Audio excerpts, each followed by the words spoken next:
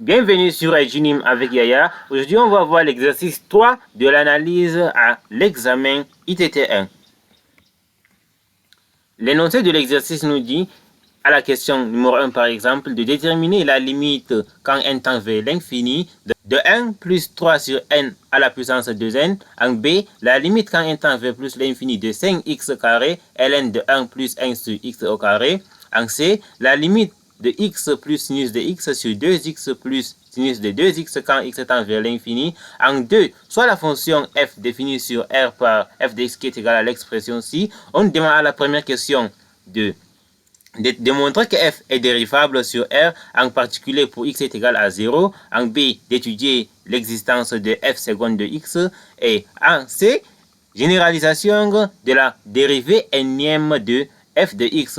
La première question, on demande de déterminer Pn, P2. Deuxième question, en 2, on demande d'établir une relation entre Pn1 en fonction de Pn et Pn'.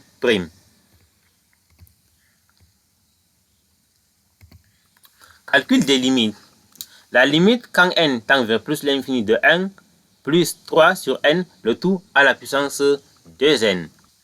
C'est une forme indéterminée du type 1 à la puissance l'infini, puisque si on essaie de voir, on aura 3 sur l'infini, ça nous donne 0, donc on aura 1 sur 2 fois l'infini qui nous donne 1 à la puissance infinie, donc c'est une forme indéterminée. Utilisons donc la forme exponentielle. On sait que 1 plus 3 sur n, le tout à la puissance 2n, est égal à l'exponentielle de 2n ln de 1 plus 3 sur n.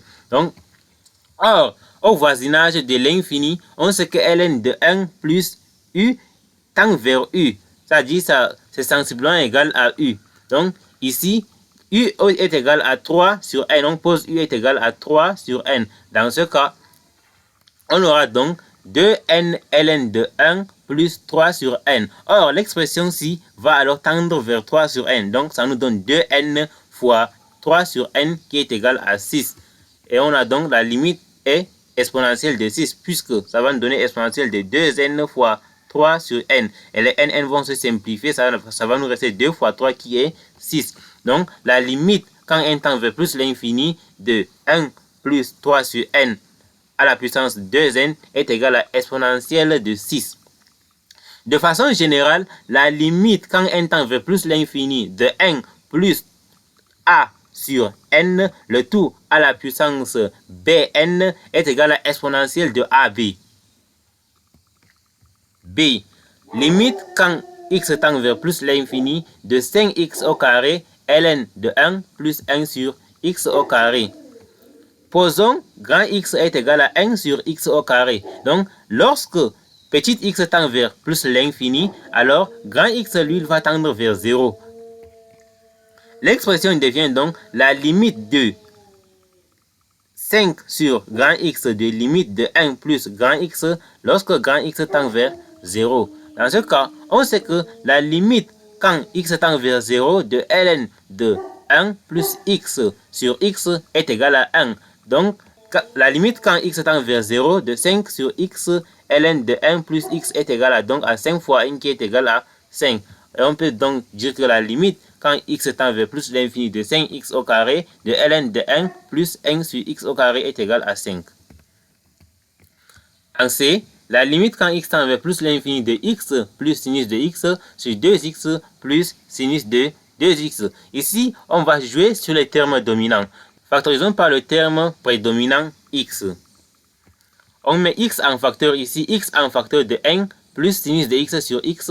En bas aussi, on aura x en facteur de 2 plus sinus de x sur x. Donc, ça nous donne 1 plus sinus de x sur x sur 2 facteur sur 2 plus sinus de x sur x, puisque les x vont se simplifier. Donc, en calculant la limite ici, on sait que la valeur absolue de sinus de x sur x est inférieure ou égale à 1 sur x. Donc, lorsqu'on calcule la limite à l'infini, ça nous donne 0. Puisque la limite de 1 sur x à l'infini nous donne 0. Et lorsque celui-ci est supérieur et inférieur à celui-ci, et on calcule la limite de celui-ci, ça nous donne 0. Donc, la limite de sinus de x sur x est sensiblement égale à 0 aussi. Donc, la limite est donc 1,5, puisque ici, ça va nous donner 0. Ça va nous donner 0 ici. Donc, ça va nous rester 1 sur 2. Donc, on peut conclure que la limite quand x tend vers plus l'infini de x plus sinus de x sur 2x plus sinus de x est égal à 1 demi. Étude de la fonction f. F de x est égal à exponentielle de 1 sur x si x est inférieur à 0 et 0 si x est supérieur ou égal à 0. En A, on demande de déterminer la dérivabilité sur R. Maintenant, sur moins l'infini à 0 et 0 à plus l'infini, f est dérivable comme composé des fonctions usuelles. Maintenant, on va voir particulièrement en 0. À droite, f de x est égal à 0, donc la dérivée à droite est 0. Puisque à droite, voilà que f de x est égal à 0, donc la dérivée à droite est 0. Et c'est clair, lorsqu'on dérive 0, on trouve toujours 0. Maintenant, on verra à gauche. À gauche, calculons la limite quand x tend vers 0 en valeur inférieure de f de x moins f de 0 sur x moins 0. Donc la limite nous donne quoi? Quand x tend vers 0 en valeur inférieure, ça nous donne exponentielle de 1 sur x, le tout sur x. Posons encore que Posons grand x est égal à 1 sur petit x. Donc, lorsque grand x est égal à 1 sur petit x, lorsque x tend vers 0 en valeur inférieure, alors grand x tend vers moins l'infini. Donc, la limite quand grand x tend vers moins l'infini est égal à grand x exponentielle de grand x qui est égal à 0 par croissance comparée. Puisque exponentielle de grand x va tendre vers 0 lorsque grand x tend vers moins l'infini, donc par croissance comparée, la limite quand grand x tend vers moins l'infini de grand x exponentielle de grand x est égale à 0. Donc, la dérivée à gauche et à droite étant égale à 0, f est dérivable sur R et en particulier en 0 et f' de 0 est égal à 0. Maintenant, on va étudier l'existence de f seconde de 0. Donc, on va calculer la limite à gauche et à droite de f' de 0. Pour x inférieur à 0, f' de x est égal à, on dérive exponentielle de 1 sur x, on trouve moins 1 sur x au carré, exponentielle de 1 sur x. Maintenant, pour x supérieur à 0, f' de x est égal à 0, puisque f de x est égal à 0. Maintenant, la limite de f' de x moins f' de 0 sur x moins 0 quand x tend vers 0 en valeur inférieure est égale à la limite de moins 1 sur x exponentielle de 1 sur x quand x tend vers 0 en valeur inférieure qui est égale à la limite quand x tend vers 0 en valeur inférieure de moins 1 sur x au cube exponentielle de 1 sur x. On va poser grand x est égal à 1 sur x et lorsque grand x est égal à 1 sur x, lorsque petit x tend vers 0 en valeur inférieure, grand x tend vers moins l'infini. On a donc la limite quand x tend vers moins l'infini de moins x au cube exponentielle de x est égal à 0, toujours par croissance comparée. La limite à droite est aussi 0. Donc f seconde existe et vaut f seconde de x est égal à 0 toujours. Forme de la dérivée énième pour x inférieur à 0. F de x est égal à exponentielle de 1 sur x si x est extrêmement inférieur à 0 et 0 si x est supérieur ou égal à 0. On admet que fn de x est égal à pn de x sur x à la puissance 2n, le tout fois exponentielle de 1 sur x. On nous demande de déterminer P1 et P2. Donc, on a dérivé la fonction deux fois. Donc, on dérive pour la première fois pour trouver P1 et on dérive pour la deuxième fois pour trouver P2. On sait que f' de x est égal à moins 1 sur x au carré exponentielle de 1 sur x. Donc, par identification, on voit clairement que P1 de x est égal à moins 1. C'est l'expression qui est ici devant, moins 1.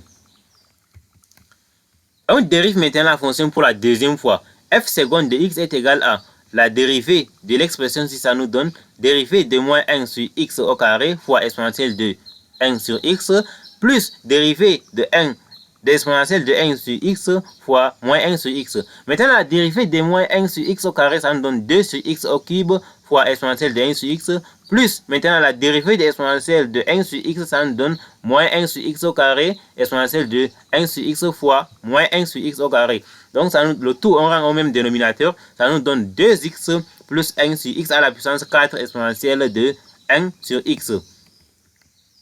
Donc, P2 de x est égal à 2x plus 1, puisqu'on aura ici 2x plus 1, le tout sur x à la puissance 2 fois 2 qui est égal à 4. Donc, c'est 2 fois 2, ça dit n est égal à 2. Donc P2 est égal à 2x plus 1. Trouver une relation de récurrence entre Pn plus 1, Pn et Pn' de x. On admet que Fn de x est égal à Pn de x sur x à la puissance 2n exponentielle de 1 sur x. On dérive la fonction ci. Pour dériver la fonction ci, c'est comme composé de deux fonctions Pn de x sur x à la puissance 2n et exponentielle de 1 sur x. Donc, Fn plus 1 de x est égal à la dérivée de ça fois ça, plus la dérivée de ça fois ça. Or, la dérivée de Pn de x sur x à la puissance 2n, c'est sous la forme encore u sur v, le tout prime. Donc, ça nous donne u prime v moins v prime u sur v au carré. Donc, on a Pn de x, le tout prime, fois x à la puissance 2n, moins 2n x à la puissance 2n moins 1 fois Pn de x, le tout sur x à la puissance 2n, le tout au carré encore. Donc, ça nous donne x à la puissance 4n. Le tout fois exponentielle de 1 sur x, plus la dérivée de ça fois ça. Or, la dérivée de ça, ça nous donne moins 1 sur x au carré exponentielle de 1 sur x. Voilà ça ici. Donc, le tout fois Pn de x sur x à la puissance 2n. Donc, Pn de x, x à la puissance 2n, le tout fois moins 1 sur x au carré exponentielle de 1 sur x.